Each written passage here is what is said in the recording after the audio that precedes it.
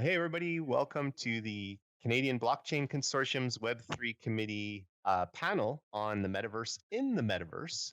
Thank you all for joining us. We have an awesome set of panelists today, as well as an amazing host, Sid Sharma. And so I'm going to quickly pass the floor to Lance from REMIO VR to just say a couple words, and then we'll get started. Okay. Hi there. Thank you for coming, panel, and everyone here.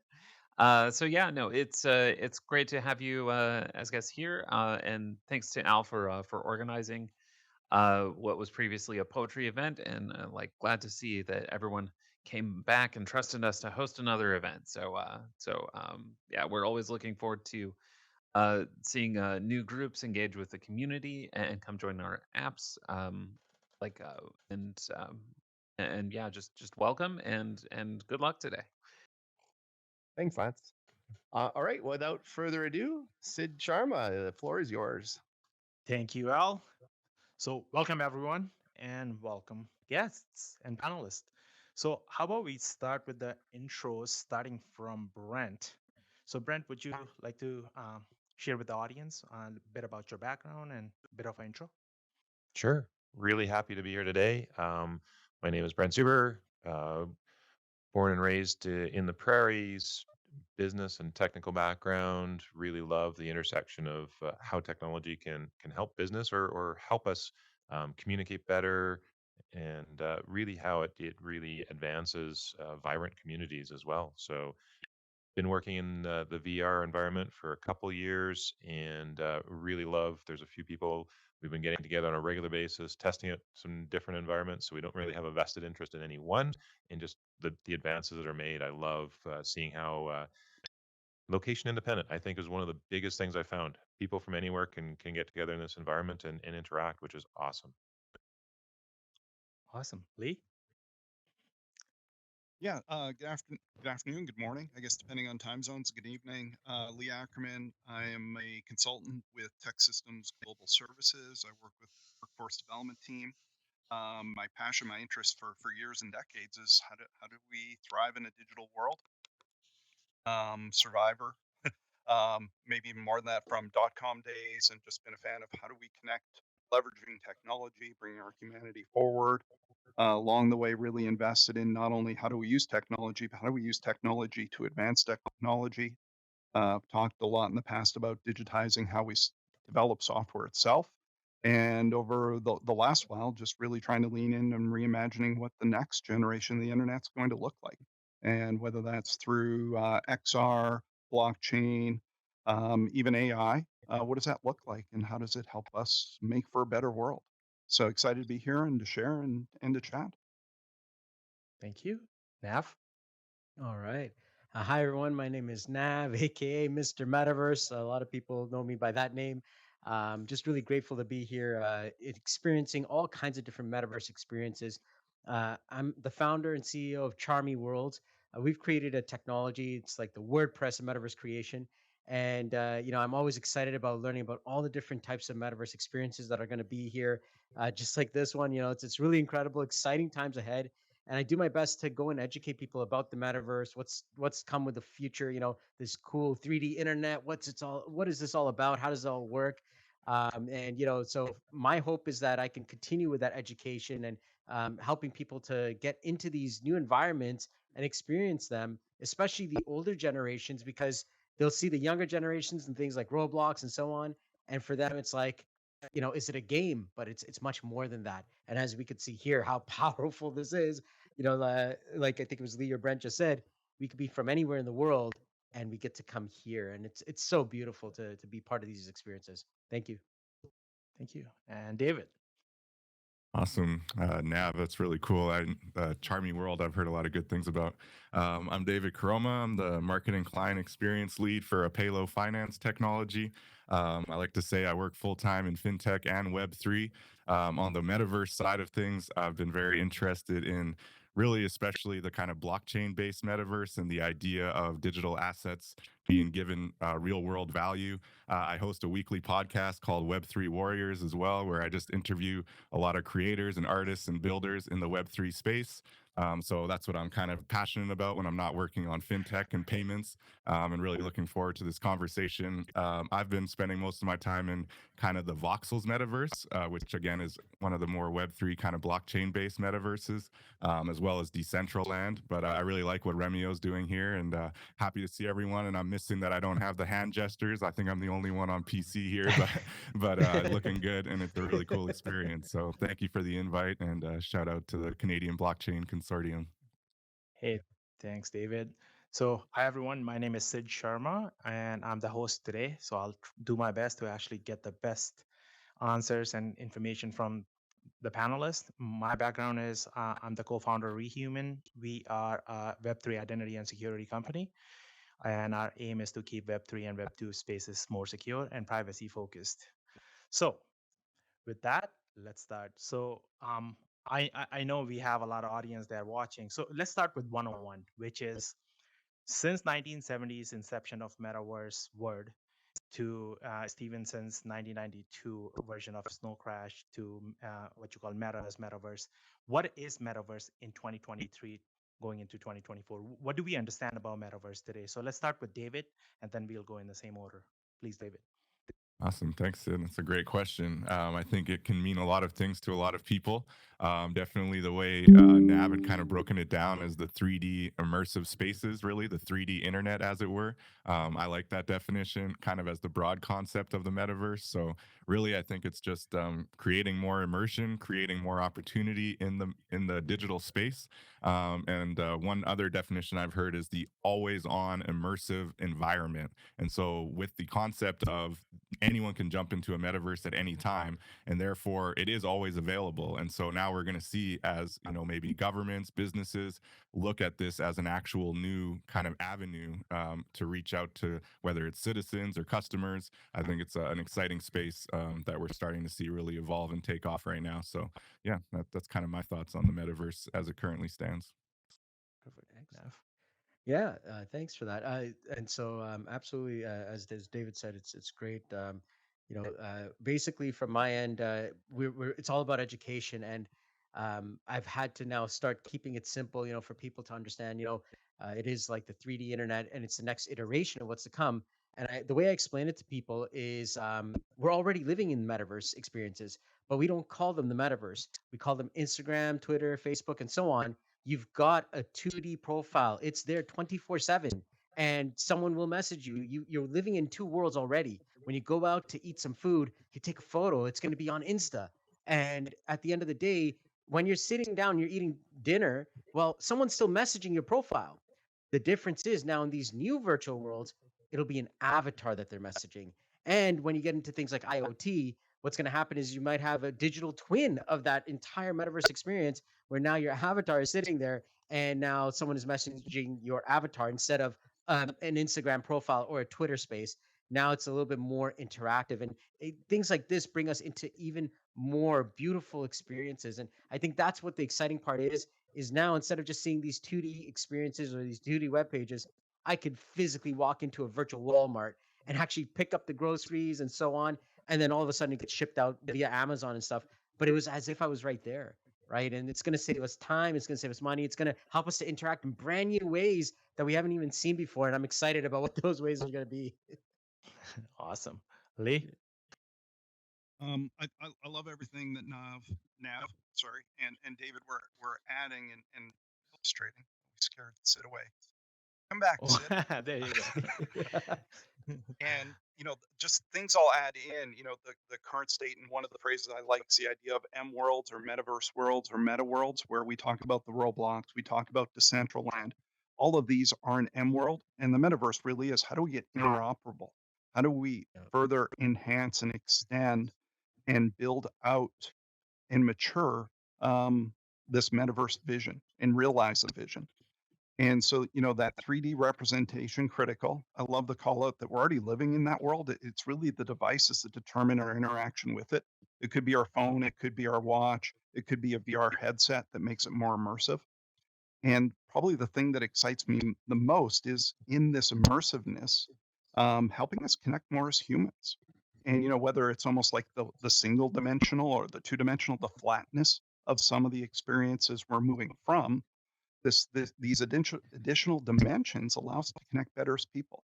I can feel really close to Nav right now, and it's kind of weird. It's a little too close That's right. for Yep, having yep. just met. Peter And I don't bounce. have that There we experience. go. There we go. There you go. I don't have that experience in a Zoom call. I don't feel the Yeah, connection. I don't feel the that's right. proximity. That's And right. I love that our technology is helping us feel more connected as people and how I represent myself, depending on how I feel that day. And so your comments about identity, we'll talk about assets and the things we own, and we talked about the phygital, the idea of those connections between the physical and the digital. It's such an exciting time to be able to imagine what these next steps are going to look like. But, for anybody who's early days in thinking about metaverse, there's a lot of cool stuff to explore already. And I love the reference to beautiful, the beautiful connections, the beautiful settings, the immersiveness, the richness. So for me, it's that immersiveness, the fact we've got a lot already to explore and to help us connect as people. And I'm excited about those next steps where it's going to get easier because there's too much friction and too many challenges. But it's a fun place we're in, and it's going to get better. Well said. Brent? Yeah, I want to continue on the arc. There's so many branches that you could take, but that David and Nav and Lee have sort of said, and talk about the human side of it. And we talked about connection, and I think you got to bring that back to communication and the five senses. And so currently, we're talking about an elevation of the visual sense, an elevation of the sound, the hearing sense. Obviously, where can it go? Well, the other three senses, but it's as Lee said, two-dimensional Zoom, and people talk about Zoom fatigue, doesn't have the immersive connection that the three-dimensional has. So what's the use case, right? And I think Remio does, to mention some of their auxiliary information, they talk about, onboarding an employee and maybe in person, maybe on a Zoom call, but also in an immersive environment if you're in distributed. We talk about location and location independence, and being able to do it over a series of weeks, and you blend all of those in. So what we've taken is, what used to be one capability to communicate with somebody that's coming on in a company, and now expanded that out to a whole plethora, whole broad environment or different environments in which you can connect. And I think that's what's amazing as we arc into what we call the metaverse, or this extra enhanced connection capability. Absolutely. And question for you, Lee, like what are the use cases from an enterprise or business perspective you are seeing? Like, are you seeing there's tons of potential with metaverses? Like, what's your point of view from a business perspective and using metaverses? Yes. Lots of use cases, and I think there's use cases we haven't even figured out yet. Yeah. Um, I'm trying to bring people in and connect with people in real experiences. Like, don't just come together for the sake of.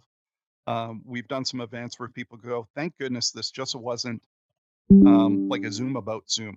We're doing real things, and so it's been everything from bringing people together where we've done our road mapping and planning, where we're using, bringing the sticky notes, we're working on the wall together, the haptic feedback, the engagement, the eye contact, those things matter. And the depth that goes along with and being able to work in different spaces. So Mhm. I'm trying to bring people together to change how we collaborate. Where not only are a lot of folks working in a hybrid environment, there's a lot of folks that are nothing but distributed or dispersed. And so, how do we better connect, collaborate, do our work, learn, share, and grow? So, I think there's just rich landscape in front of us to explore those. We've done sessions with engaging in the arts. So, Lanson mentioned a poetry gathering. So, we did a poetry reading, and it was amazing to be able to convey the emotion, the experience, and bring people in, not only from the poet to the audience, but from the audience to the poet, and to create a sense of energy and emotion. And while we talk about the arts, that translates into our wellness and into delivery of other things. So as we talk to folks in rehab and medical, how do you engage with your patients? How do you show up as a caregiver and the bedside manner to be able to connect with people? Well, if a poet can, we can help a doctor do it. And then we're working with other groups where we're training medical practitioners, and to be able to go through a simulation and role playing where you can engage with certain conditions. And I love that there's companies doing this where they've recreated glaucoma. So as you put on the headset, it's hard to see. Well, this is your patient perspective. Or it's hard to work with certain things. Well, for someone who has dementia or other challenges, they might not be able to work with these things. And to be able to give people that firsthand experience. So that's healthcare. That's our day-to-day work in the business world. And then we did some work in training around the trades. And we had students going through and doing furnace repair, and they're down on the ground with their headset and trying to look into how to do a furnace repair. And the good thing is, not only is it immersive and they can work towards mastery, but if it blows up, they don't blow up, right?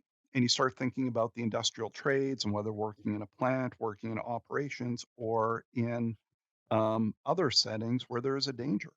And yet, you need to learn beyond the book and be able to approach mastery. So, learning how we gather, how we design, how we roadmap, how we do healthcare, how we operate a plant. I think that the use cases are going to be limitless, and it's really up to us to imagine and start to think about how to leverage this tool in our toolbox to go along with all the other things, the in person, the online, et cetera. Absolutely. And Nav, since Mhm. your team is involved in creation of these kind of virtual worlds, Mhm. what are you guys experiencing? Like, I mean, where is the potential from even consumer perspective? So League provided some of the future of work, and from a business perspective, what kind of markets are you guys seeing?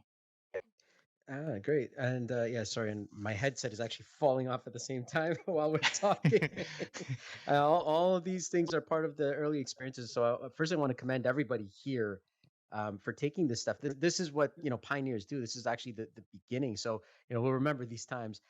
Now, coming back to some of the things that we're experiencing is our approach was to try and get as many people access to these technologies. And we took that WordPress type of approach. We want to get you up and running fast. One of the biggest things with Web3 is decentralization. Your voice, it matters. And it's about, Brent was talking about this earlier, it's about communities and people. How do we bring people together? One of the challenges that's happening in many of the metaverse experiences is they're very centralized. And, when we've got the massive internet, and the way I look at this, it's like the internet. The metaverse is the internet. And when you think about that, in my opinion, by the way, I'm just saying my opinion, everyone's got their opinion on it. But when you look at that growth, it grew very big because people were able to bring their opinions to the table, regardless of what anyone thought. That's why you have WordPress and blogs, and I think WordPress has over 800 million sites on it. And what we wanted to do was we wanted to do that decentralization where you can own your server, set up an entire galaxy, and no one can control your voice in your world except for you, the actual creators or owners of that galaxy. And that's what we've put together is a way for you to do that. So, today, even if I decide, let's say, I don't like something that someone's doing, maybe it's a pornography metaverse, maybe it's a gambling metaverse experience. The point is, hi, Leanne, right in my face. Sorry, that's okay. This is part of the metaverse. Welcome. And I think Lee was like, yeah, it's like right in my face. Everyone's in there. Beautiful. High five, everybody. But the point is, uh, you should be able to have your voice. And with the whole decentralization model, you can do that. And regardless of what I think or anyone else thinks, that's going to be the beauty of the future. And when you get to also own that, when you bring in these Web3 technologies like blockchain, you get to own these experiences.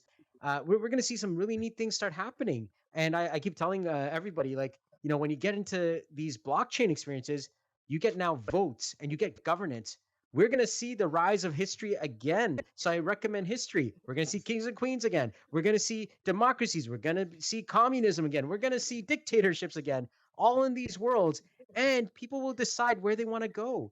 And we're seeing things, the rise of like what we call the nomad visas, where you can go to different countries. Yeah. And I believe that that's what's going to happen is we're going to kind of like go to different countries in the physical, but we're actually citizens of so many virtual worlds, and we're earning and we're interacting in these virtual spaces. And I've had even conversations with lawyers, and it's like, what? How's laws going to work? Well, each world, just like every single country, is going to have its own laws, its own ways of things, and that's what we're seeing inside of what's happening.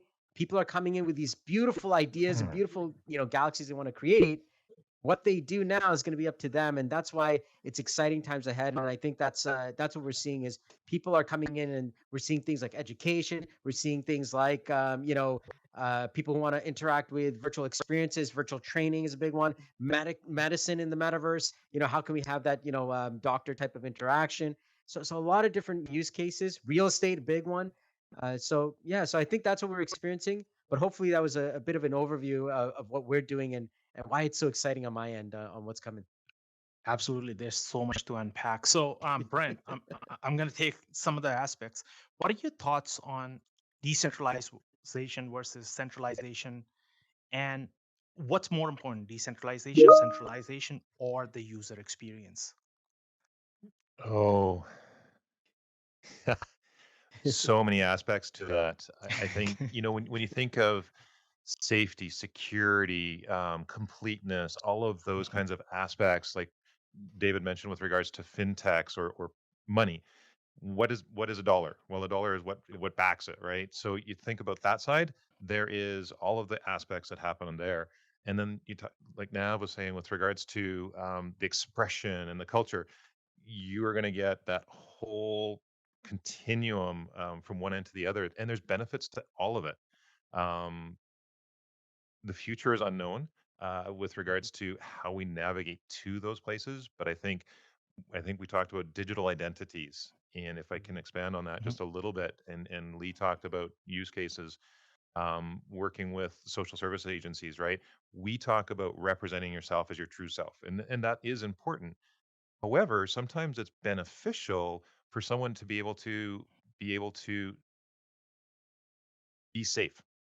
And so we talk about in a social services environment, the ability, and I'm getting a little off topic, but just that representation, and we talk about certificates and all that kind of stuff. But in a social services environment, someone working in a decentralization area, it's sometimes hard to work with a counselor, because if they want to show, okay, here's an aggressive individual, and how you could deal with it, it's actually beneficial if their avatar, their person in the metaverse, can be just that, an avatar that is not their true self. So just showing with regards to, you mentioned decentralized versus centralized, lots of aspects. Who are you? What do you represent? And I've talked about, your digital profile. How do we validate that?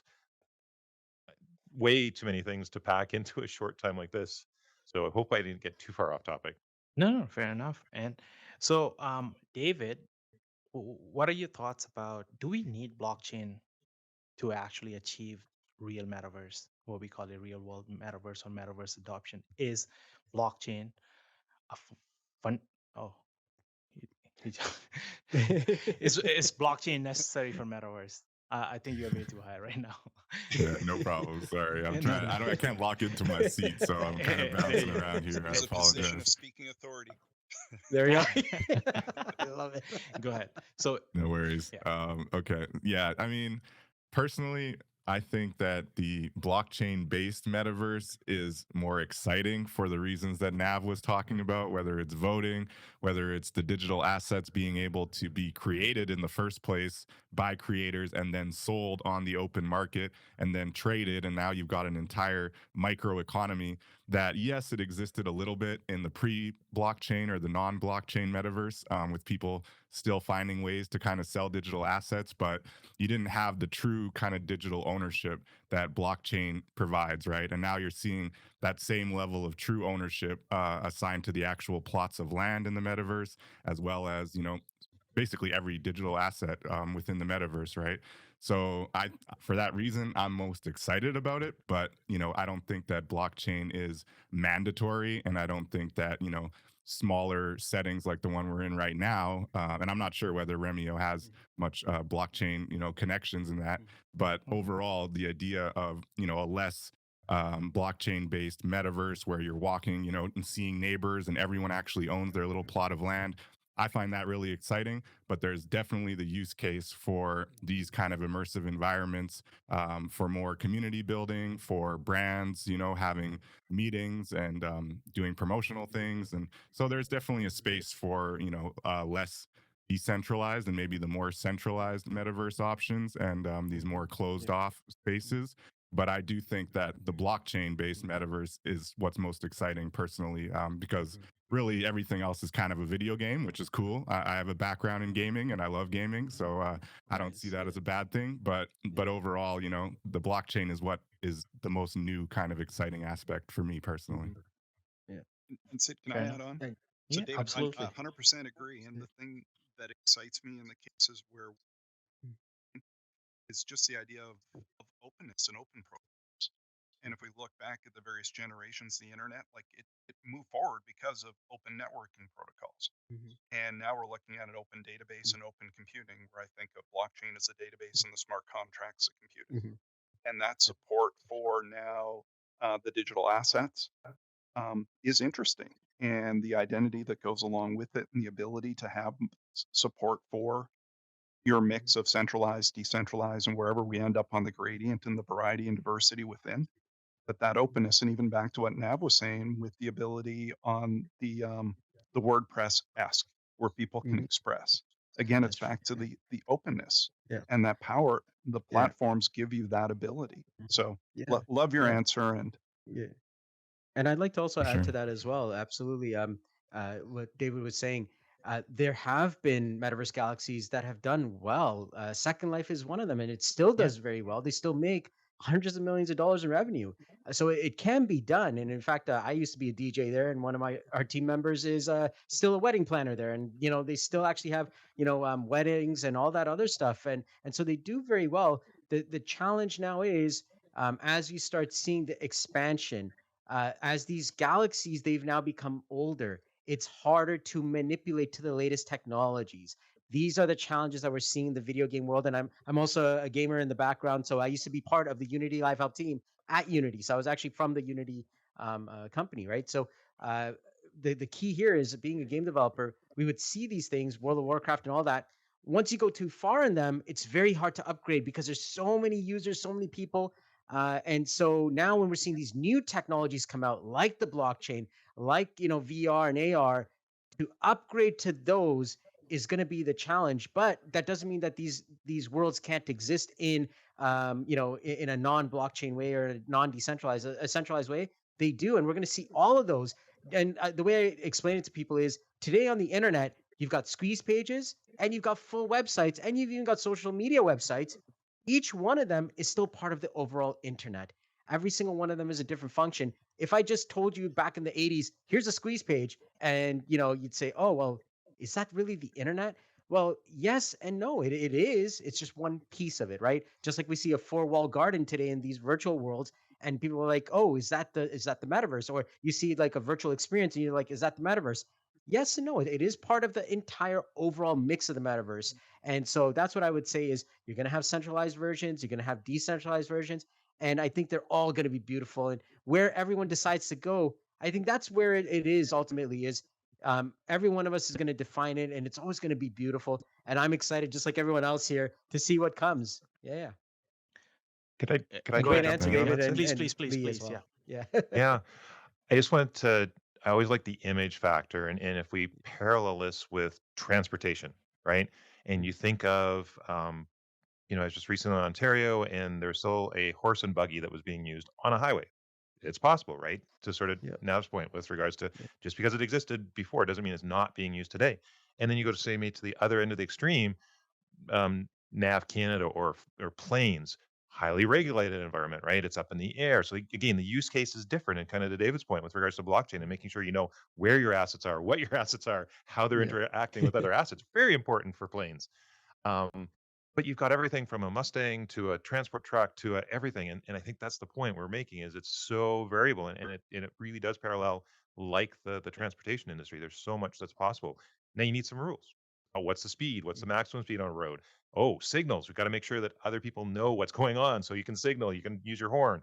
Those are things that we're still developing out to make sure that there's good interaction between the entities that are in each of those environments. Yeah. Good one. Absolutely. Absolutely. So, as we are talking about that, what are some of the challenges that we have seen so far with the adoption of metaverse as a viable technology? So, cryptocurrencies and protocols, like they spread like wildfire. But what's stopping Metaverse from its mainstream adoption? So I'll start with you, Brent. I think it's easy. It's people believe it's one thing and say, "Oh, that's not for me," right? To Nav's point, it can be anything to anyone, any age group. And we know an individual that's working with seniors, right, and working those with dementia and stuff like that. So you go right from that extreme to the other. I think that's the biggest thing. Is it can be anything, and just finding what's appropriate. Lee? Well, two things. One, it's still fraught with too much friction. It's still kind of it's early days, and whether it's access to the hardware, then on top of that, so accessibility and early days are the biggest challenges. And if we start providing more access to the experiences, we'll find how to solve the points of friction. So right now, getting people into experiences, headsets are expensive. They're a bit of a pain. However many updates, things are changing all the time. Pace of change moves fast. But getting people in, usually they're like, "Wow, this is cool. I didn't realize. I thought it was just to gaming." Like I'll bump into that on the business side. I thought it was just this. So raising the awareness, more accessibility, and just making it easier for people are the big things. And we're trying to tackle that by doing things like this. I mentioned the poetry event. We did another session on accessibility and inclusion in museums and exhibitions, and bringing those audiences into the experience where it wasn't like, "Hey, come learn about VR." It was, how do we make our experiences in our world more inclusive and more accessible, and mapping into the communities and that things people care about, and how do we connect them, create a bigger sense of community, and help them advance their community. So accessibility, better experiences, and I think that's a flywheel. And if we're making it more accessible, we'll learn how to make it easier. Nav? Yeah. Yeah. So for adoption, what I've been noticing is it's a lot about education. And I'm glad from the gaming background as well to explain to people that this isn't just a video game. It just so happens that the video game technology is helping us to express it better, but it's not just a video game. There's so much more to it. And a lot of people, I mean, they didn't understand when people went into World of Warcraft or Second Life, it literally was taking on a different world, different personas, and you could be anything you want it to be and do so many things. And there is going to be times where, like Brent said, where we do need to have a centralized version where we need to know who the person is. Like you're going to a government place, you definitely need to show who you are, right? That is going to be important, or to a doctor and stuff like that. But then there's going to be other times where it's just like, I just want to relax, lay loose, and everybody in this next world is a multi-billionaire. I'm driving my Lamborghini and I'm visualizing what my future could be like. And what would it be like if I did have that job? Or some of the things that I saw, some of the psychological experiences was, what if a black person would be a white person, or vice versa? Could they go into a different body or into the body of a woman? What is it like to be that an immigrant? And psychologically, what would it do? Your different heights and so on. We're seeing those sorts of experiences come out, and there's people who want to do that. They want to experience life in a different way. And for example, for women, like being able to walk without everyone looking at you, ogling at you 24/7 like you're some object, and you can now go to the gym without worry like that. Like these sorts of things are we're going to start seeing, and to explain to people like, this is what is going to come. You're going to be able to do these beautiful experiences. It's not just a video game. There's so much more exciting things that you could do. And then coming back to what David was saying with ownership, you could actually own things and create real world value. That is so exciting that it is so much more, and it just comes right back to education, what we can do in these environments and how we can help benefit human beings. That's what excites me, is how can we make humanity better with these technologies? And that's what I hope that we could do. And adoption is going to take time, but we need to get people excited about it. And that's my opinion on it. David? Yeah, 100% agree with everything that's being said here, especially education and accessibility. On the education front, specifically looking at the blockchain and kind of Web3 angles, of these new, ownership opportunities, there's also, of course, new risks, right, and new security concerns that are legitimate and need to be part of that education process for sure. So aside from education and accessibility, one big hurdle that I see, again, looking at the blockchain side of things, is speculation. I think that speculation and viewing the metaverse as more of an investment opportunity and an investment vehicle, as opposed to a real kind of creative landscape and an actual opportunity to create community and collaborate with people, has really kind of distracted us, I think, and distracted a lot of people in the space from the actual impact of the metaverse and what we can do here. So we've seen spaces, for example, on the Sandbox metaverse or on other side, that have gone for like tens of thousands of dollars, when they first dropped, and now they're, $1,000 or something. And so all these people that went and spent that money on these kind of promises of this exciting new metaverse space, and now their investments are way underwater, those people are all discouraged, right? And at this point, maybe they don't even care what the actual experience is like in the metaverse. So I think, aside from accessibility and education, which are huge, I think that the speculation and the viewing of the space as kind of an investment vehicle, as opposed to a new creative economic engine, and a new opportunity, has been a real hindrance to the space. And I don't know, it's still a big part of the equation, I think. And so, again, looking especially at the Web3 side of things, I hope that we can get away from that and really emphasize kind of the creator economy and the new layers of ownership, and the importance of security as well. So yeah, I think that's a big issue there. Fair enough. I just want us to step back for a moment and see things from this perspective. If we look beyond like what's currently available, REMIO or land, or what you call Sandbox, or any other one, metaverses that we call metaverses, and we really look beyond and think about the metaverse that excited everyone 2 years ago, which was freeing the internet, meaning internet that we access through our devices or computers. Now we are surrounded by it, which is mixed reality. And what do you think? Do we have the technology today, like, to accomplish that? Or if not, like, what are the technologies they're missing to achieve that level? Oh, he didn't like the question. So I'll start with Julie. You know, What are was the it 2 years technologies ago? they're missing for the mixed, yeah, Part of reality? it's just perspective, and I think we've come at it a few times and said, the metaverse is already here, and the device you use is going to help you understand and shape your interaction with it. I think of the fun I had and the excitement that just came out with Pokemon Go, where we had a richer 3D representation of the world with some fun mixed in, and then with your mobile device, right? And that AR overlay, and how much fun and engagement and community building happened. And people went, "Hey, this is kind of cool." And then fad, like, it kind of faded away. I think there's still many that are probably more Pokemon fans than I am that are still engaging. And I think of the ability and interactions with some of our devices. Like up here, we all have our smartwatch, and in the real life, we probably do as well. And you start thinking about our interactions with our maps, our fitness data, our location, sharing our location, always being available, being able to message. So many more people are engaging, but they're in the shallow end of the pool, or the shallow end of the experience, right, with those devices. And then it's Right. that next step, right, where you start saying, "Oh, well, I use Strava or other things, and I connect in a community or Nike Go," and it's like, "Ooh, my data is here now, and this is richer, and my engagement with people is richer." And then I'd like to think that next layer is, okay, but how do I come together now in yet a further step and engage with the data, the objects, my community? And we were talking earlier about working out in VR pre-panel, and how cool it is to be able to bring those experiences and go beyond the Peloton, right? Where you still have that coaching, that experience, that engagement, and your data and the haptic feedback.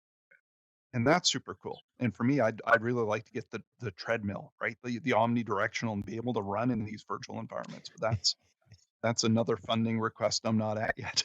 But a lot of the tech is here. It's early days. There's a quote, the future's already here. It's just not evenly distributed. Absolutely. N- Yeah. True as How it do we make it true to the today as it point was where then. it's like, yeah, Sorry, what was that, Sid? I was saying, how do we get to the level where it's like mobile phones, right? Like everyone, a person in Africa, middle of Masai Mara, right, one of the jungles, they can actually access internet through mobile phones. So Yeah. that journey was accessible due to mobile phones being relatively cheaper. But what are the things that are stopping us to get to that level? That accessibility all over the world, billions of people can use this as opposed to hundreds of millions or 50 billion people. Yeah. You know, I'll work on. Oh, go ahead.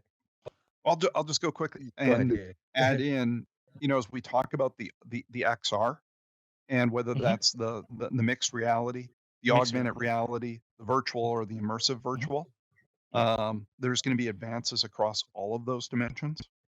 And the AR piece is already here, right? With the mobile phones and it being widely distributed. The MR is coming, and the immersive VR, I think, is going to be something where it's not going to be in the middle of the airport or the train station or the mall, because you are immersed. Like, I just think of my own physical safety. If I put in my head in a headset, I want to be in a safe spot. So some of that'll dictate where and when we use various technologies. But I don't want to monopolize. Nav, you're gonna add? Nav? Oh yeah, yeah. So, coming from the gaming background as well, from my end here, and just seeing, because I used to have augmented reality apps as well, and the challenges, for example, you put up your phone, everyone thinks you're video recording them, right? Or you're taking a Right. photo, and we're much more now, I guess immune to that. We know people are on Instagram or TikTok or whatever. We see that a little more often. We know people are going to start recording. So I think we're now getting to that world where everyone is recording. Everything you say is going to be somewhere. We were much more averse to that, I'd say about 10 years ago, or like 8 years ago, when I think Google Glass came out around there, 2016 or whatever, whatever that time was, when Google Glass was there. People were like, "Oh man, recording, it's crazy. Why are you doing that?" And that's when we started seeing some of those AR technologies, and kind of like it was the beginning. But what's going to happen now is people don't like glasses. They don't want to just wear this. And to Lee's I point, agree. if you're in a VR environment, you got to be in a safe place. There Mhm. is no way you can do this in a regular place. Even with the cameras coming out, just right now wearing this, we've already been on this thing for about half an hour. These things are still too heavy. And it's falling off my head. Like if you guys see, Yeah. like I'm constantly putting my stuff like this. It's not that I'm like trying to like put my hands up or something. It's literally my headset is falling off while we're talking. And these are part of the early days. With Apple Vision Pro, in my opinion, I hope that they start making it smaller and smaller. We've seen that with Ray-Ban, what they're doing with Meta on that end. Eventually, it will get to a point where it is like very simple type of glasses. That's the hope. But once again, to give you guys an idea, the technology level, there's still a diversion here.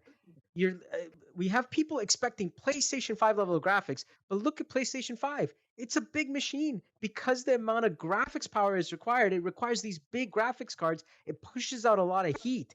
To try and put that into a small device, we're not there yet. And so when people are expecting like, oh man, these mobile phones are going to be able to push like PlayStation 5 graphics, I need people to understand, coming in from a gaming perspective, what they're expecting is not as realistic. And the way we're doing it today is something called pixel streaming on the Unreal Engine. We've got that where it's being streamed. There's still a physical computer that sends it over, kind of like Netflix. So that's why you can get it on a mobile device. It's like, oh wow, this is so high quality. It's not that it's high quality. It's you're watching a video from somewhere that you could control. That's what streaming is. But there's still a physical computer that needs to have a graphics card that's powerful, and it's pushing out that much heat. Now, if everyone in the world did that, we're going to have another problem, which is massive heat on a massive level. And that's why, to even get that level of graphics on these headsets, it's going to be very hot on your head. How are we cooling that thing down? Right. So when you look at a PlayStation 5, I just laugh when people are like, oh, yeah, we're going to have that level of graphics tomorrow. And it's going to be on these smaller devices. I'm like, okay, good luck to you. Because Mhm. it's just funny to me that people expect that level. It's still many years out. I think we're still a good 5 to 15 years out when we actually start seeing that. The chips need to get smaller. We need to get more cooling devices. And also, people don't want to be wearing heavy gear. They want this to be smaller and easier to use. And that's why I think we're still years out, but we're getting there. And like to Lee's point, the base of the technology is there. We do have the tech in our hands to start early, to start building out those things. And I think things like the Metaverse Standards Forum and the others that are trying to come together to bring us together. hopefully we've got that interoperability where we can all come together and not just one person thinks that they can own this. It's not a one person game. This is not a I own the entire metaverse game. This is a we are all going to be building the metaverse together. And when we can get on that point, I hope that we start getting into standards that we could work with. That to Brent's comment earlier, where it's like rules and systems that we can all follow and agree to that make this easier for us to build a much more larger metaverse experience, in my opinion. Yeah, and I would add maybe don't sleep on some of the metaverses that are very accessible. Like one that I like, I'm a big fan of, is the Voxels metaverse, as I mentioned earlier. And what's nice about it is it's fully accessible on any phone. So all of the people in developing countries that only have a smartphone can jump into the Voxels metaverse on their smartphone. And this is a blockchain-based metaverse where every plot of land is owned by somebody in their wallet. Every digital asset was created by somebody and sold or given away for free. So it's a very cool kind of immersive and decentralized metaverse that is also incredibly accessible. So there are a few that have kind of solved for it, but the balance is what Nav was just speaking to between immersion and accessibility, because you really can't have both, right? So if you're going to have the PlayStation 5 Ready Player One level of immersion, and really want that high tech immersion side of it, then you're going to have a big device still as of right now. And even as that becomes smaller and more manageable, they're still going to be very expensive, and so cost is going to continue to be a huge hurdle for people. So I think both from a hardware perspective and from a financial perspective, I think that the metaverses that make it very easy to get onto your platform, especially on a mobile device, are winning right now as far as the race goes. And I don't think that there's going to be one metaverse to win them all. I think there's going to be, like we've talked about already on the panel, right, a lot of different metaverse spaces for different functions. But I do think it'll be interesting to see how the kind of blockchain-based metaverse evolves from here, because it does seem like there has to be maybe a handful or a few. Like, I don't know that there will be a massive plethora of blockchain-based metaverses that are super, well adopted. So that's going to be interesting to see. And I do think that having the ability to jump in on a phone is going to impact, the rate of adoption a lot. Not everyone's going to even want a VR headset, and of course, a lot of people can't afford it. So yeah. Okay, Brent, any last thoughts, or you would Yeah, like to add something? just that whole progression, like we think in the computing industry, right? Mainframe to minis to PCs to, a couple decades ago, they talk about tier zero, which basically the technology disappears into the walls. We don't even see it. And I think, Hollywood or Star Trek did a great example with the holodeck, right? Our interactions with it, you didn't wear technology to do that, right? You were in an environment that was completely immersive. So where are we on that spectrum? Where is it going to go? It's going to continue to change, and there's lots of options. Yeah, I agree. For the immersive XR to happen, like we need 5G or 6G, and we need better devices, better chips, better computing, also interoperable Web3 infrastructure, which unfortunately we don't have yet. So talking about that, like so far we have talked about how great metaverse and these virtual worlds are. Um, I'll start with like talking about anyone can kind of opt in. Like, what are some of the disadvantages that we are seeing? For example, like when we were building, when Facebook came about or social media, we never knew it would be this addictive. That will increase the suicides and depression and all these problems. Now we are talking about so immersive that this could be like, I mean, it's next level stuff to our senses. So what are some of the disadvantages that you can foresee? Obviously we don't know everything yet, but I'd like to go take for that it. one. So Yeah. in my opinion, it's going to be those who are going to be using these systems instead of empowerment, but to harm. Listen, this can be a lot of things. It can be used for addiction, or it can be used to liberate human beings. And that's my hope, is to make humanity better with this technology. This is the greatest visualization tool, for example, like what we're seeing here. And of course, there's going to be like the 2D ones, like David said, absolutely. And we're going to see that. But these immersive worlds can literally help us to become better. And my hope is that we use that instead of just what we saw in Web 2, where it's profit, profit, profit, revenue without care. Web 3 is about the community. It's about people. And I truly hope that we start thinking about people where we can use these technologies to empower each other. When we're putting in AI, can that AI help us to become better human beings so that we're living at our greatest potential, rather than, all the other stuff where it's like, oh, we're going to now use this. I mean, it's already bad that we see in the 2D experiences like Instagram and these other ones. And I don't want to just call it Instagram, but all these social media platforms that now they're pushing ads and marketing and all this other stuff to really now hone in on really dangerous aspects. And you see this. I went to see, I think it was the Minions, with my kids, and I didn't know what was going on. I thought we were just enjoying, but apparently there was a TikTok challenge where all these kids come together and they just cause a ruckus at a specific time. We get into a world where we can now train human beings at much higher levels to be their greatest potential. If we use this well, in my opinion, it could be a tool or a system for good to better humanity. And if we use it in the wrong way, unfortunately, it becomes something that can make human beings do some very dangerous things. I And, agree. at the end of the day, can you imagine now our kids right now, they're in things like Roblox and stuff. Are they looking at things like, how do I become a better human being, doing push-ups, 50 push-ups, and how can I become the fastest runner? Or are we seeing them picking up a gun, or, and hey, let's go shoot 50 people because that's okay and they won't come back to life. That's all right. And, this is the sort of thing, right? Are they being constructive and becoming better human beings? Are they getting actual reward? Ow, I hit something. Are they getting rewarded for dangerous and negative behaviors? That is going to be something that, hopefully we can solve and come together and, show them responsibility. That's my hope when we're building, especially at Charmy. Our hope is to build technologies that can push humanity forward, and I truly hope that we could do that. How do we solve that? So, question to everybody: how do we solve that? Because games were never really designed to actually, because these things, they actually go into the human psyche and they trigger dopamine and other responses where Hmm. they are addicting inherently, right? Hmm. How do we fix it, and whose responsibility is it? Let's start with Lee and then we'll go on. So years ago, Mhm. various governments really leaned in, and how this led to, just the downfall of society would, yada yada and all that silliness. And it's great. Magician performer guys, Penn and Teller created a game called Desert Bus. I don't know if you guys are familiar with this, but you get 1 point in the game and you're driving a bus from Las Vegas to Los Angeles in real time. That's the game, to mimic the real world and to make fun of the silliness of saying, well, video games have to reflect the real world. And we need to, use a little bit of ridicule to poke fun of it. It's not the games that are the downfall. It's not the communities. It's like we need to look in a mirror. We need to do a Mhm. better job individually, as parents, as educators, as parts of society, to be better.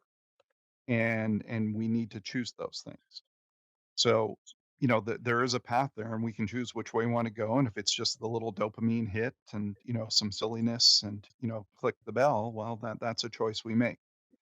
Hmm. Um, one of the other things I want to highlight, just beyond the, just the core morality and being a good citizen, is also you see some of the stories being brought forward. There was a mention of Ready Player One and these other ones where a lot of these environments take off in the dystopian worlds, and it's an escape from that.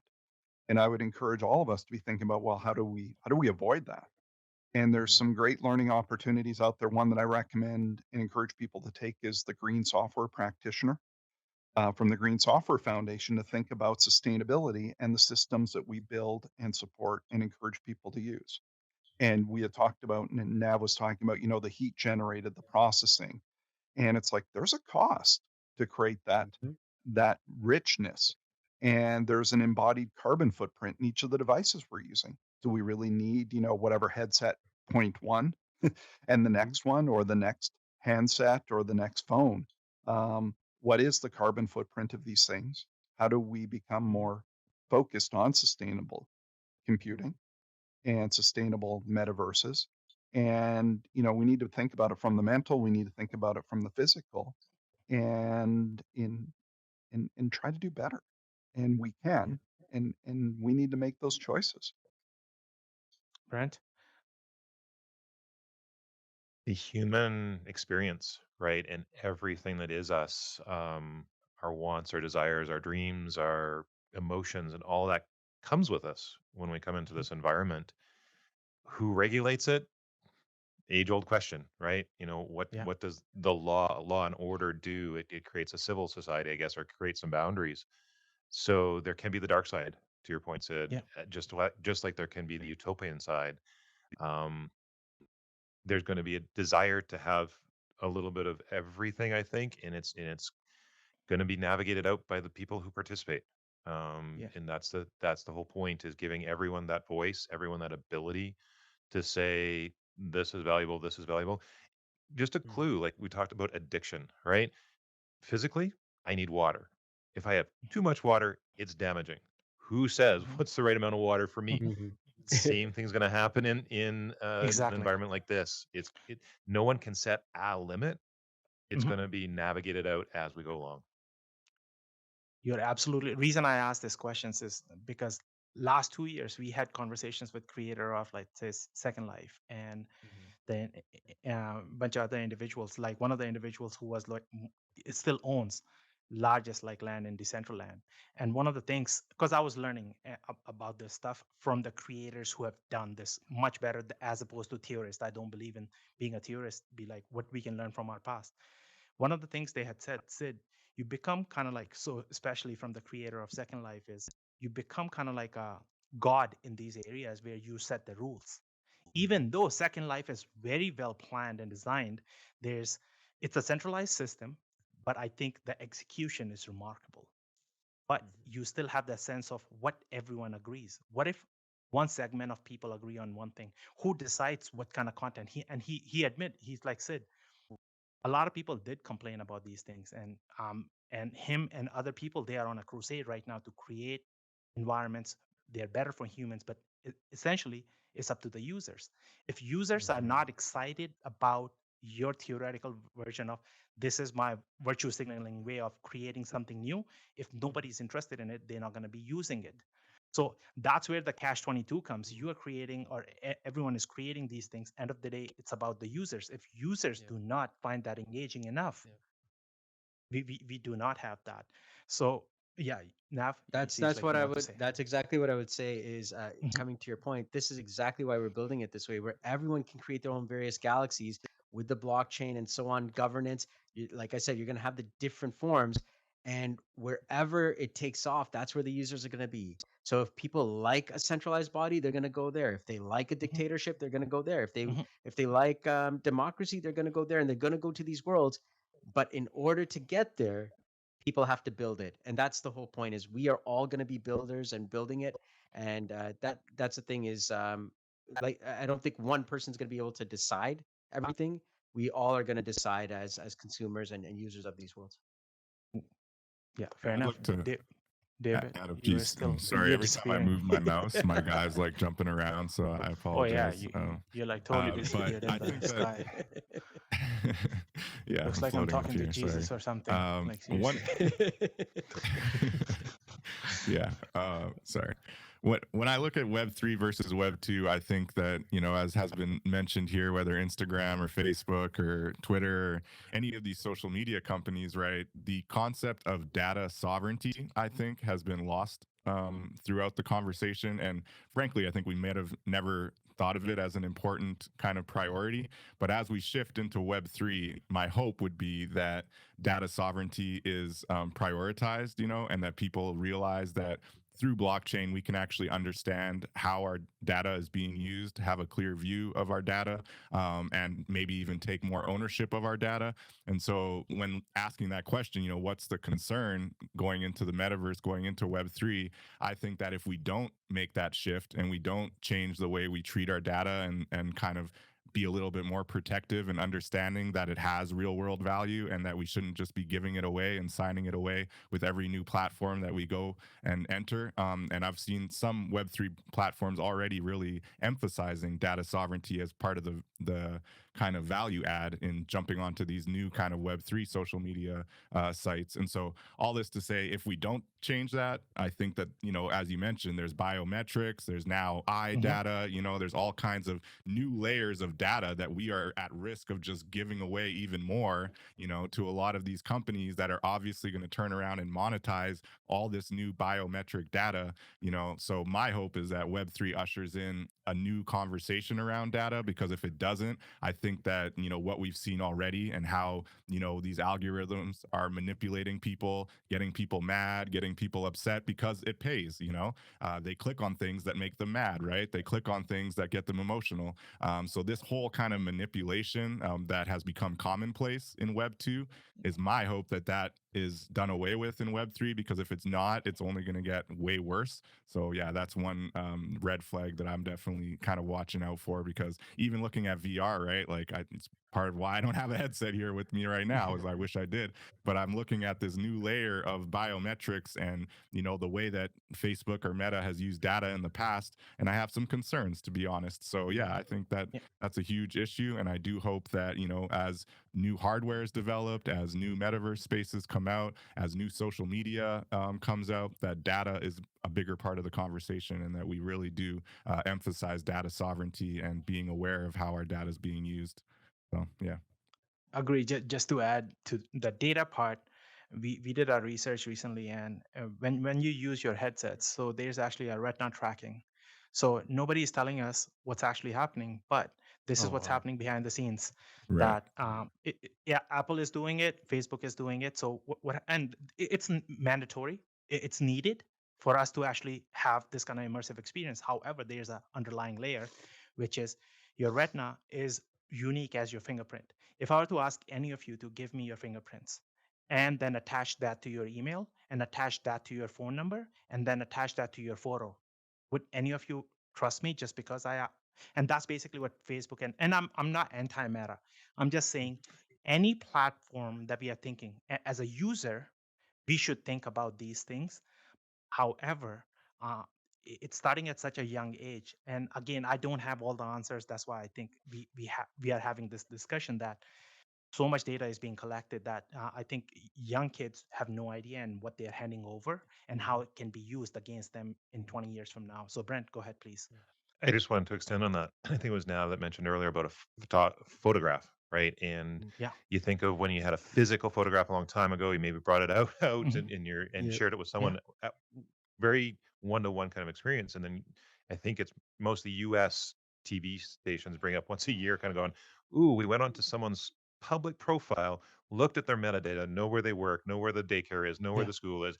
We Yeah. mapped out their whole life. And Yeah. it just raises that, it's the same thing. I took a photo, but now in a digital world, it's different. And I think to David's point, how do you protect that? And I think medical data, even just an extension of biometric data, in the UK, you hold your medical data. In North America, Mhm. it's usually the government that holds your medical data, or Exactly. your doctor.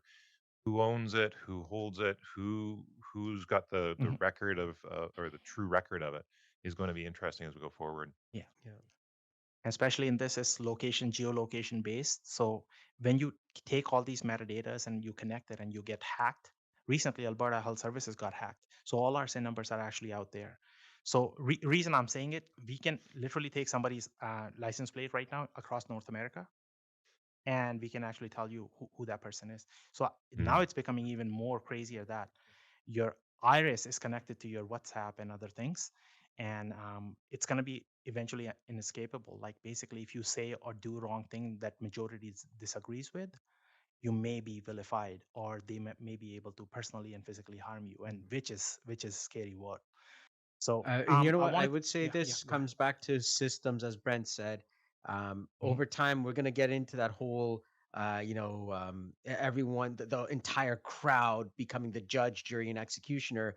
But as we start bringing in systems, we will actually hopefully get back to what we usually have, which is, making sure that people get due process. And I think that is going to be the key: is how do we get to that? Because yes, you're right. Everyone has access and they're going to start recording, and we already see all that data going out.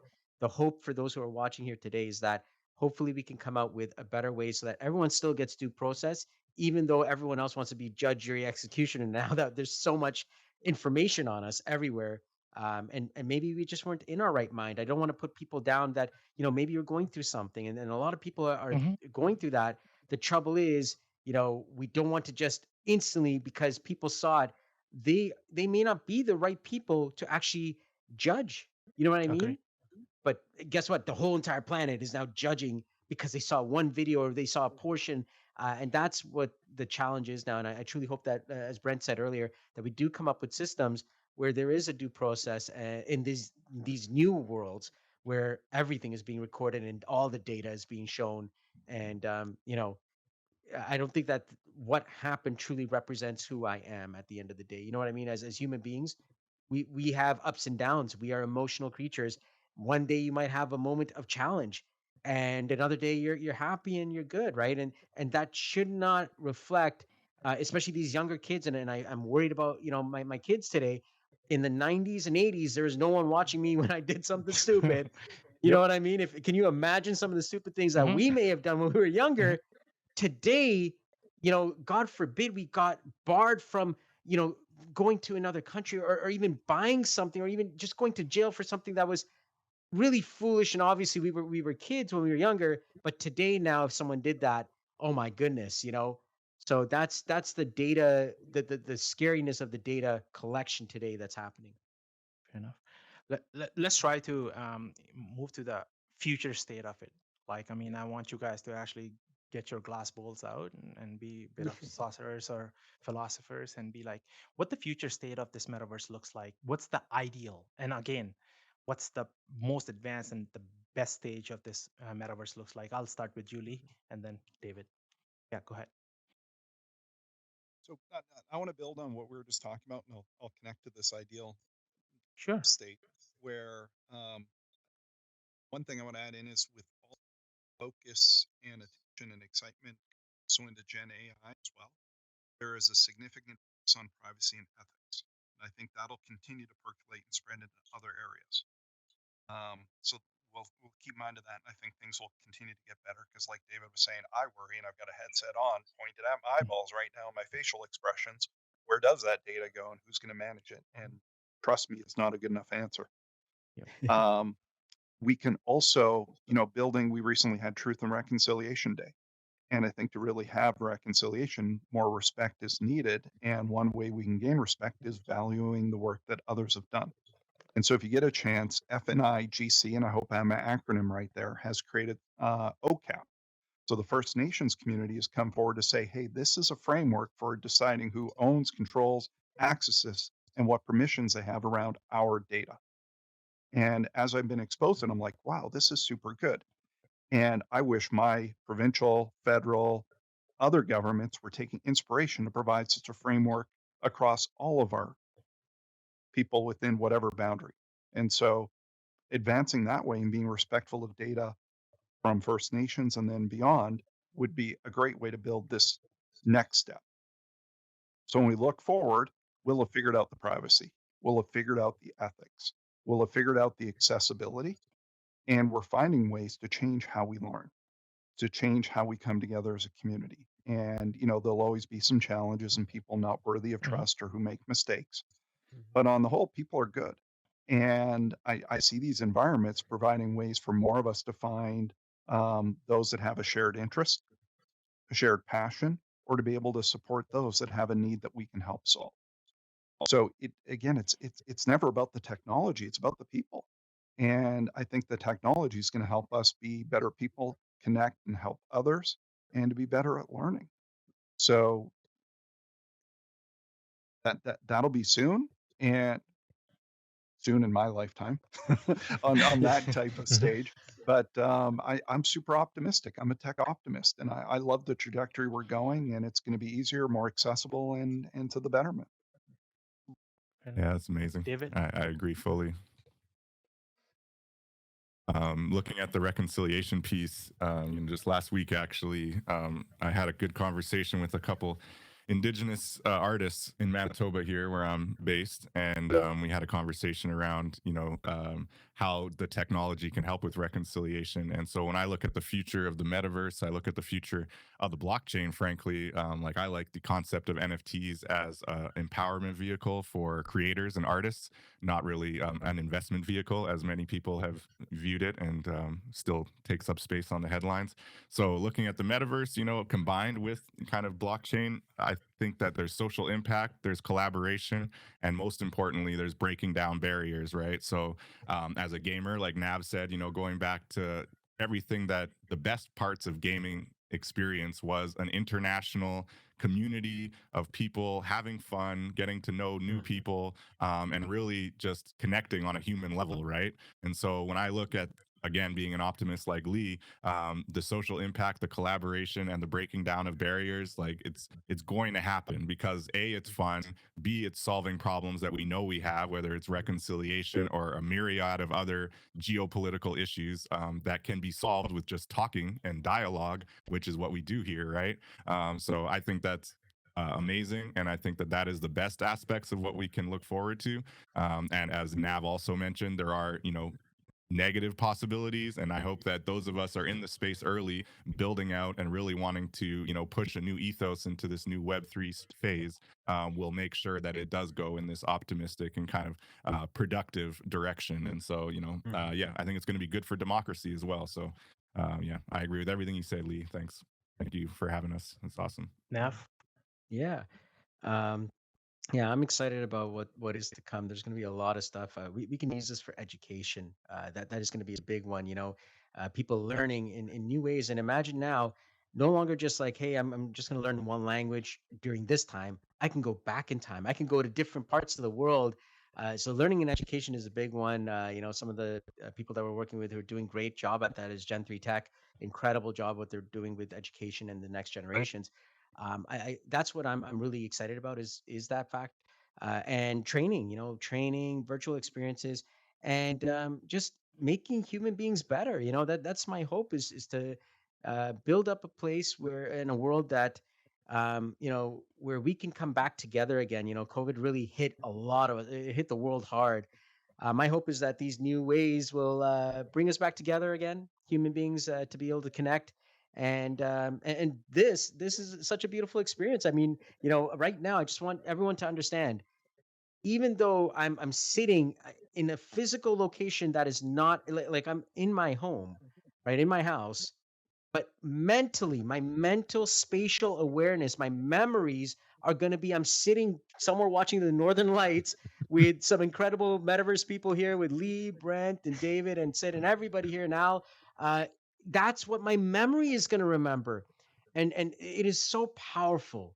Then that's what excites me about this future that's coming is that we're going to be able to build all this stuff here. And you're going to hear stories of people who may have lost their motor skills or sitting on a hospital bed, and now they're able to have these beautiful new memories. They're able to do things that they were never able to do before, and us as creators will be able to empower that. That excites me, and it keeps me waking up every single day, pushing forward for more and making exciting new things. Thank you. Brent? Thank you.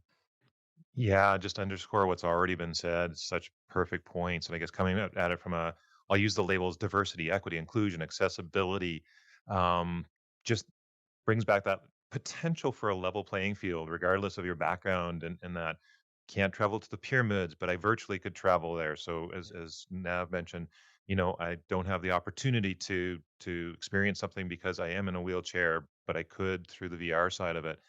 So optimist, right, for what's potentially there. And I think that ability to accept potentially for everyone, what power that has. I agree. And as we close, thank you for kind of joining us on this journey.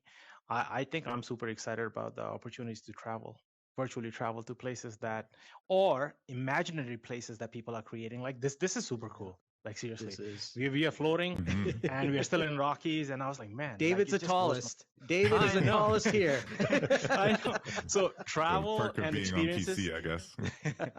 So I'm excited for this. Thank you guys for joining us. Thank you for sharing your expertise in this, and thanks to the audience for spending this time with us. And look forward to more of this content. And to you, Al. Thank you, Sid. It's a great question. Thank you. Yes, thank you, Sid. Thanks, everyone.